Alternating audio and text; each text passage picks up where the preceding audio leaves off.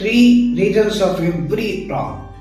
మనం చేసే తప్పుని 3 అంశాలు ప్రభావితం చేస్తూ ఉంటాయి. అయ్యో తప్పు జరిగింది ఎలాగో అంటాం, కానీ కాదు. మనం చేసే ప్రతి తప్పు వెనుక 3 అంశాలు ఉంటాయి. ఒకటి ఆశ. ఆ ఆశ మన స్థాయిది కావచ్చు, మనకి మించిన స్థాయిది కావచ్చు. ఆశ అనేది ఖచ్చితంగా మనతో తప్పు చేయిస్తుంది. ఆ నియంత్రణ మనకు తెలియాలి. రెండవది అధికారం. మనకు ఒక గొప్ప అధికారం వచ్చిందని, ఆ అధికారానికి తిరుగులేదని, ఎన్నో రకాలుగా మనల్ని మించిపోయి మనం అధికారం వైపు అడుగులు వేసినప్పుడు తప్పు జరుగుతూ ఉంటుంది.